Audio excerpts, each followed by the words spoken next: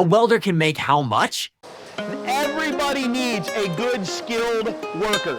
So a skilled trade man or woman can get paid very handsomely with the art of welding. I have high school students at 18 years old, starting anywhere between $60,000 a year to $150,000 a year. 18 years old right out of high school. We have some young men and women that are working in the tank manufacturers from the lower 48 out of Pittsburgh, Pennsylvania, that are working here on island right now for a company called Phillips Tank, making $150,000 to $160,000 a year at 18 years old.